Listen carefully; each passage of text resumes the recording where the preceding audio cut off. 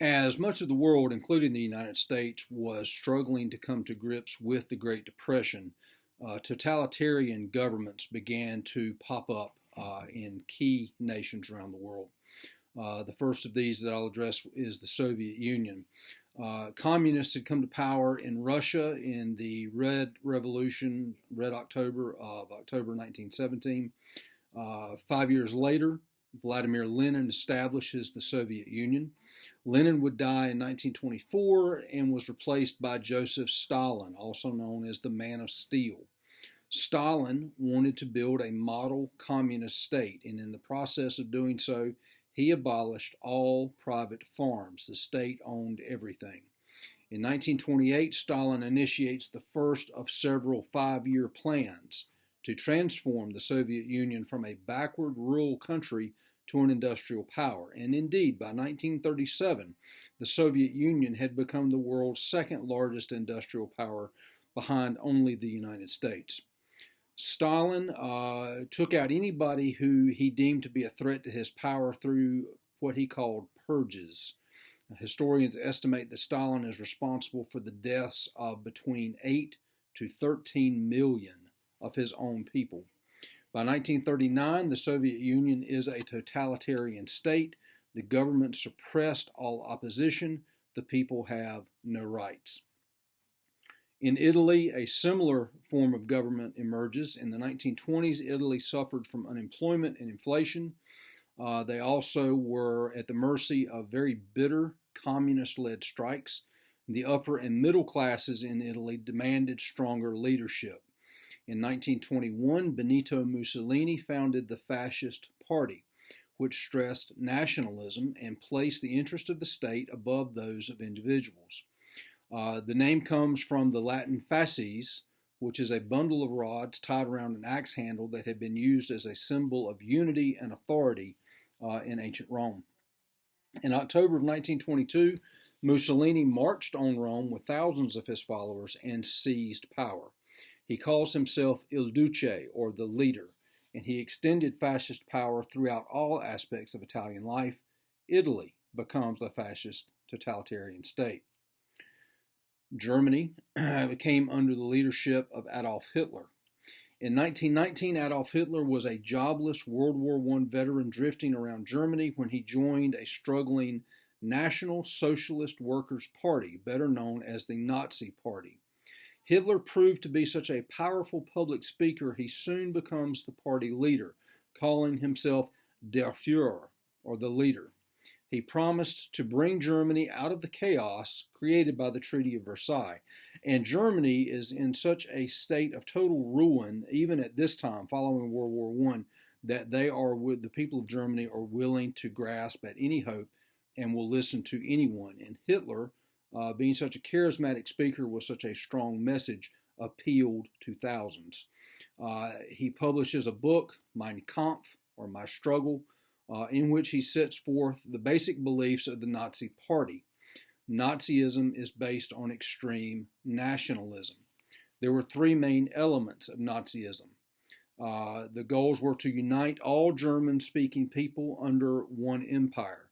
The saying that was used for this was Ein Volk, ein Reich, ein Führer. One people, one Reich, one leader. They wanted to enforce radical purification. The Germans were a master race, and inferior races were destined to serve Germans. The Nazi Party believed in national expansion. The phrase that was used here was Lebensraum, or living space, elbow room. And so they sought to claim land for Germany, even if it must be done through military force. By 1932, the Nazi Party had become the strongest political party in Germany. And in 1933, Hitler is elected Chancellor of Germany in the last democratic election of the old German Weimar Republic. Hitler immediately dismantles the Weimar Republic and declares the Third Reich, or the Thousand-Year Reich. Nationalistic military leaders also gained control of the imperial government of Japan. These leaders shared in common with Hitler a belief in the need for more living space for a growing population. In 1931, Japanese militarists launched a surprise attack and seized control of the Chinese province of Manchuria. They controlled the entire province within several months. This overt act of aggression was the greatest test of the League of Nations. The League condemned the Japanese action. The Japanese simply got up and walked out of the League. Failure of the League of Nations to take action against Japan did not escape the notice of the totalitarian nations of Europe. Hitler withdrew Germany from the League in 1933 and immediately began massive military buildups in direct violation of the Treaty of Versailles. In 1934, Hitler sends German troops to reoccupy the Rhineland, a German region bordering France that had been demilitarized after World War I. Mussolini began rebuilding his new Roman Empire. His first target was Ethiopia, which Mussolini invaded in 1935 and conquered in 1936. On November 5, 1937, Hitler met secretly with top military advisors and formulated a plan for Germany to absorb Austria and Czechoslovakia into the Third Reich, Lebensraum, elbow room, or living space. Austria had been created by the Paris Peace Conference at the end of World War I from what was left of the Austro-Hungarian Empire. The majority of Austria's 6 million people were German. On March 12, 1938, German troops entered Austria unopposed. One day later, Germany announced its Anschluss, or union, with Austria. Neither the United States nor the rest of the world did anything to stop these overt acts. Hitler then turned his attention to Czechoslovakia. About 3 million German-speaking people lived in the western region of Czechoslovakia, known as the Sudetenland. Hitler charged the Czechs with abusing the Sudeten Germans and began massing troops on the Czech border. Early in the crisis, France and Britain promised to protect Czechoslovakia. Just as war seemed inevitable, Hitler invited French Premier Daladier and British Prime Minister Neville Chamberlain to meet with him in Munich. At the meeting, Hitler declared that the annexation of the Sudetenland would be his last territorial demand. And in their eagerness to avoid another war, Daladier and Chamberlain chose to believe Hitler. On September 30th, 1938, Britain, France, and Germany signed the Munich Agreement, which turned the Sudetenland over to Germany without Czech approval and without a single shot being fired. Chamberlain returned to Britain, where he claimed that the Munich Agreement would ensure peace in our time. Winston Churchill, Chamberlain's political rival in Great Britain, did not share Chamberlain's satisfaction. Churchill believed that Chamberlain's adoption of the policy of appeasement, giving up principles to pacify an aggressor, would simply encourage Hitler to more aggression. And as Churchill warned, Hitler continued to expand the Third Reich. On March 15, 1939, German troops poured into what remained of Czechoslovakia. That night, Hitler gloated that Czechoslovakia has ceased to exist. Hitler then turned his attention to the east and Poland. Poland also had a sizable German-speaking population. Hitler again claimed that these Germans were being abused and needed the protection of the Third Reich. Few believed that Hitler would invade Poland at the risk of war with the Soviet Union. Many were shocked, however, when Stalin signed a non-aggression pact with Germany on August 23, 1939. Germany and the Soviet Union were now committed to never attack each other. On September 1, 1939, German troops invaded Poland, heavily supported by waves of Luftwaffe bombers. Luftwaffe, German Air Force. This invasion was the first test of Germany's new military strategy, Blitzkrieg, or Lightning War. Blitzkrieg made use of advances in military technology, such as fast tanks and more powerful aircraft, to take the enemy by surprise and then quickly crush all resistance with overwhelming force, with the end goal of avoiding another prolonged trench war as we saw in World War I. On September 3, 1939, after 2 days of fighting, Poland, Britain, and France declared war on Germany. Blitzkrieg was a huge success. Fighting in Poland was over in less than 3 weeks, long before Britain and France were able to mount a defense and come to the aid of Poland. The Soviet Union then attacked Poland from the east, dividing the conquered nation with Germany. By October 1939, Poland had ceased to exist, and World War II had begun. After occupying eastern Poland, Stalin began annexing the Baltic states of Estonia, Latvia, and Lithuania. Late in 1939, Stalin launched the Soviet army on an invasion of neighboring Finland. The outnumbered Finns surrendered after 3 months of fighting. On April 9, 1940, Hitler launches a surprise invasion of Denmark and Norway to, quote, protect the freedom and independence, end quote, of those countries. In actuality, Hitler wanted these countries for bases from which he could attack Great Britain. On May 10, 1940, German troops invaded the Netherlands, Belgium, Luxembourg, and France.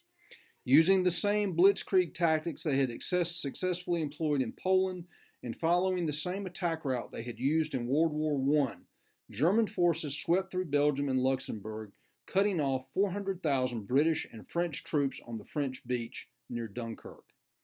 The Royal Navy launched a massive rescue effort involving over 800 vessels and eventually removed 330,000 British and French soldiers from the beaches at Dunkirk. Belgium surrendered after 18 days. German troops entered Paris on June 14, 1940. French General Charles de Gaulle fled to Britain, where he established a government in exile.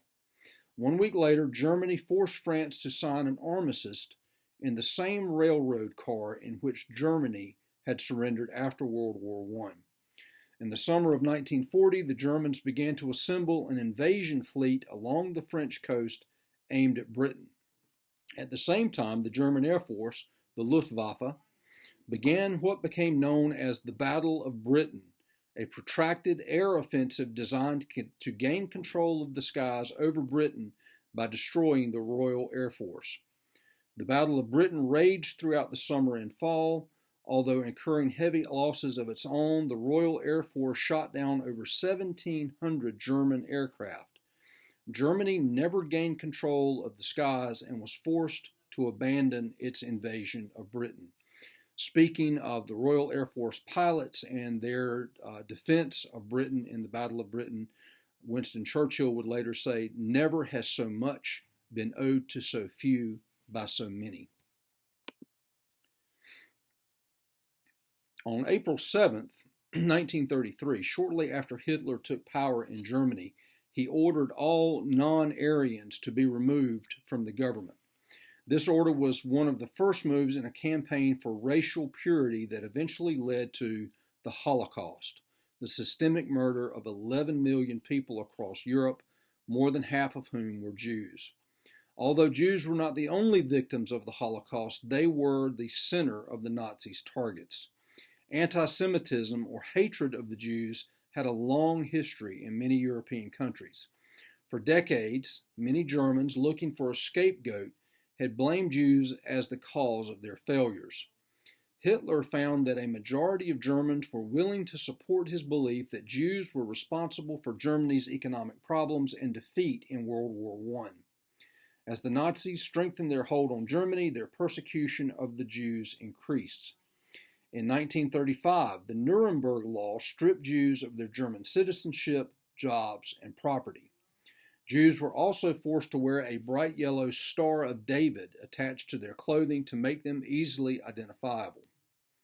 November 9th and 10th, 1939 was known as Kristallnacht, the Night of Broken Glass. Nazi stormtroopers attacked Jewish homes, businesses, and synagogues across Germany. Around 100 Jews were killed and hundreds more were injured. Some 30,000 Jews were arrested and hundreds of synagogues were burned. Afterwards, the Nazis blamed the Jews for this destruction. Kristallnacht marked a huge step up in Nazi policy of Jewish persecution. Nazis tried to speed Jewish immigration from Germany, but encountered difficulty when Jews fleeing Germany had problems finding nations that would accept them.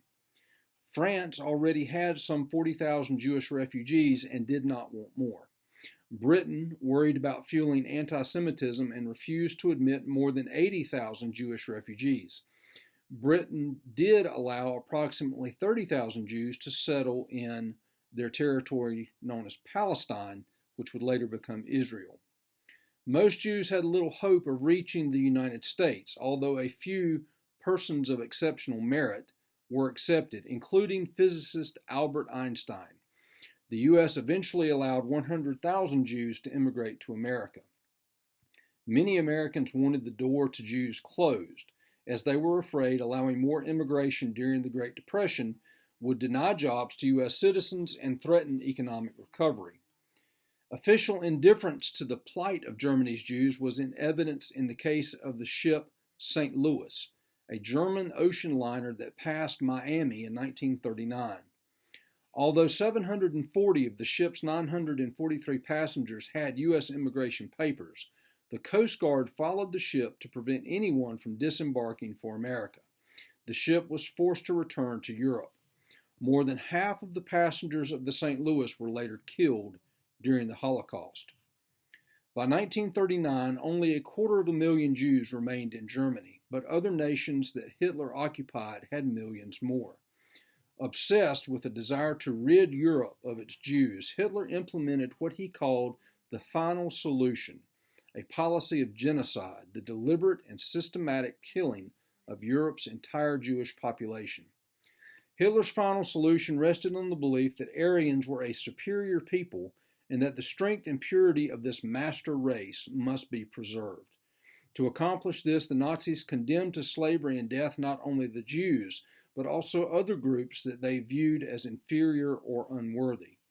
After coming to power in 1933, the Nazis concentrated on silencing their political opponents, communists, socialists, liberals, and anyone else who spoke out against the government, and then turned on others inside Germany. These groups included gypsies, Freemasons, Jehovah's Witnesses, homosexuals, the mentally deficient, the mentally ill, the physically disabled, and the incurably ill. Hitler began implementing his final solution in Poland with special Nazi death squads.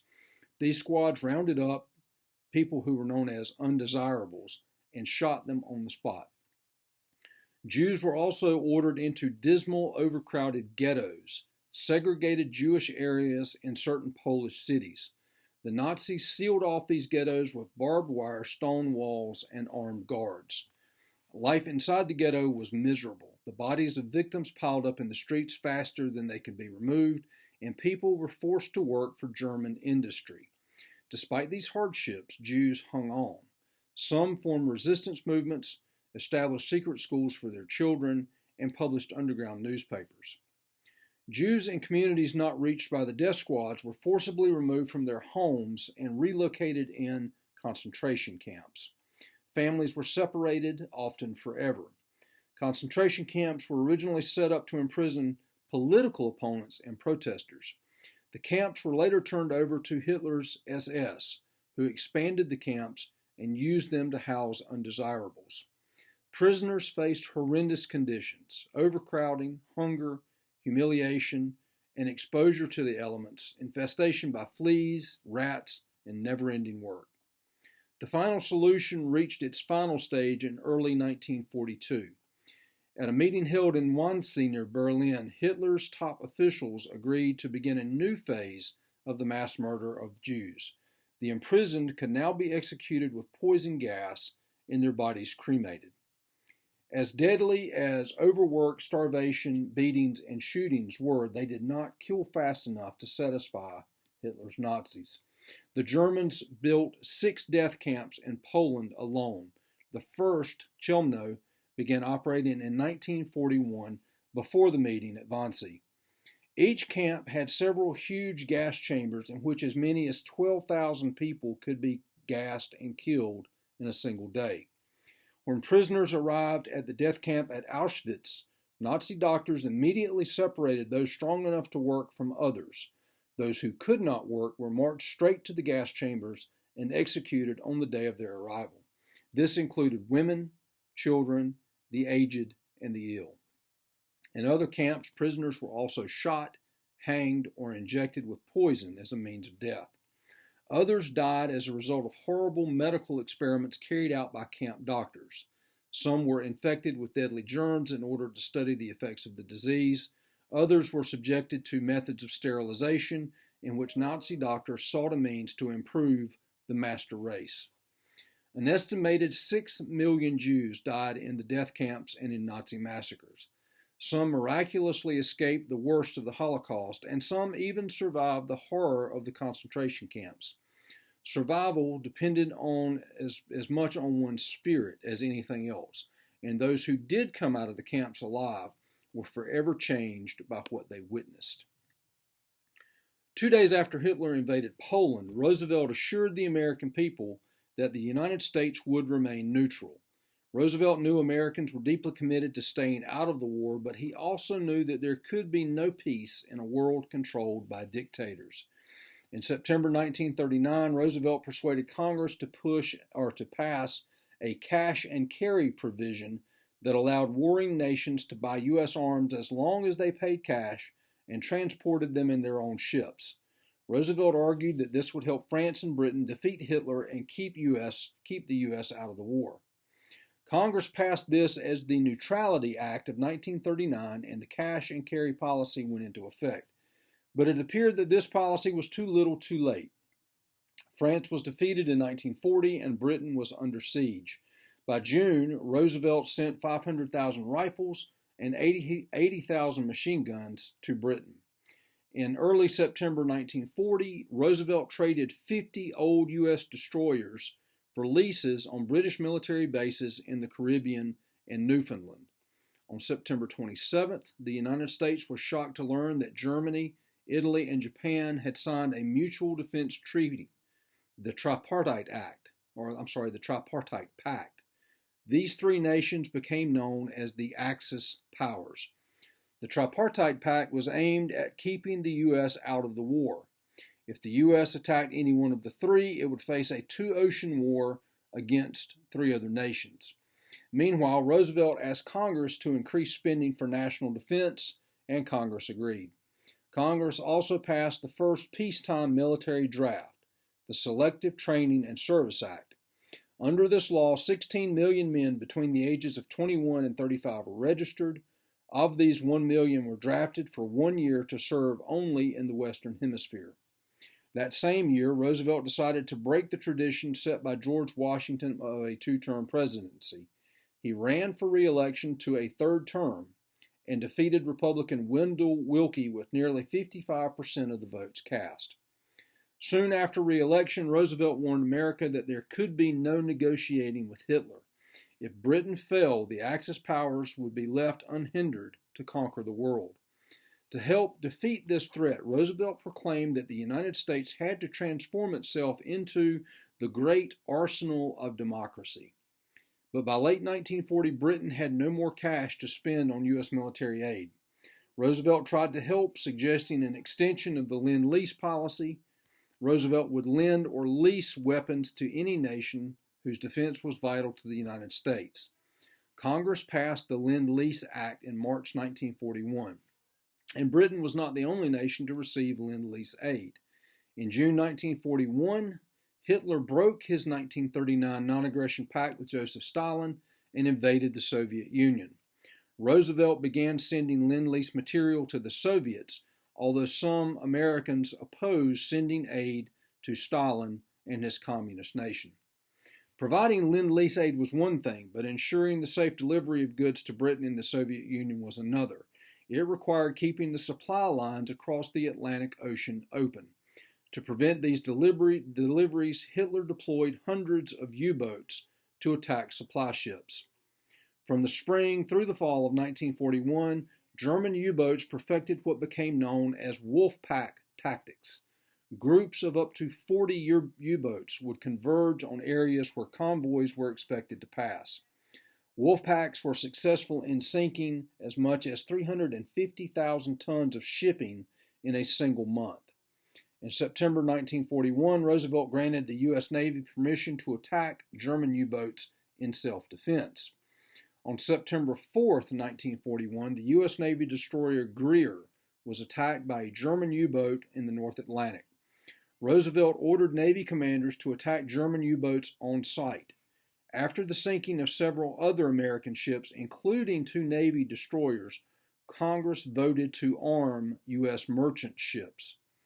By late 1943, the U-boat menace was contained by electronic detection techniques, radar, and airborne anti-submarine patrols operating from small escort aircraft carriers traveling with the convoys.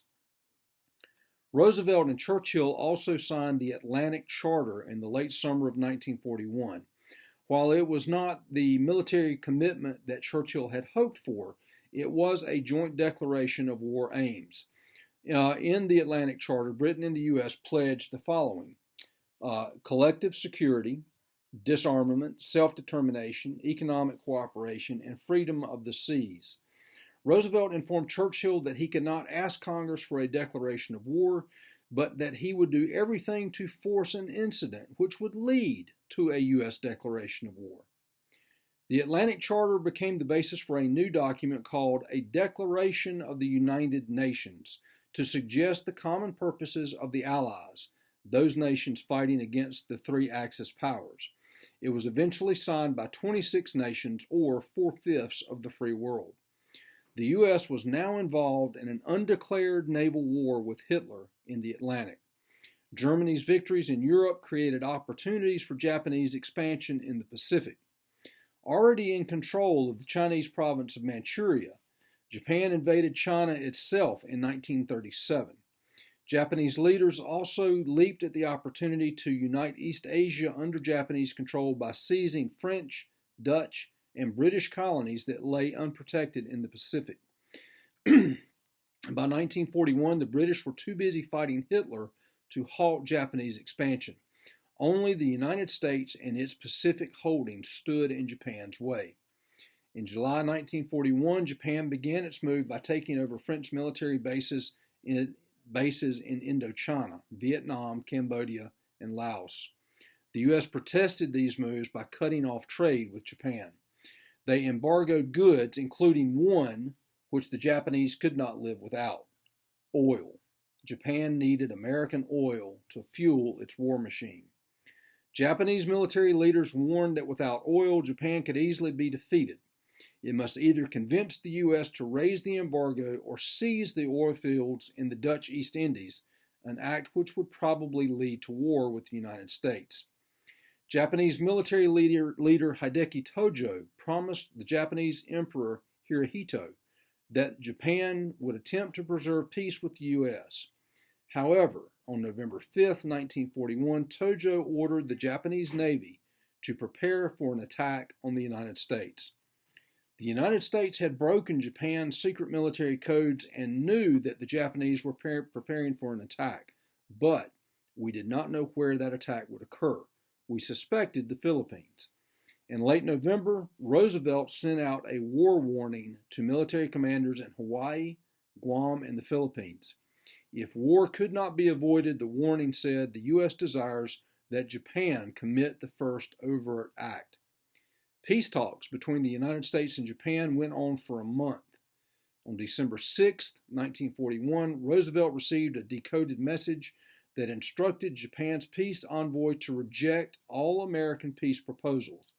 Roosevelt knew that this meant war was imminent. The next day, December 7, 1941, 180 Japanese naval attack aircraft launched from a massive Japanese fleet, which included 6 aircraft carriers, struck the American Pacific Fleet at anchor in Pearl Harbor, Hawaii.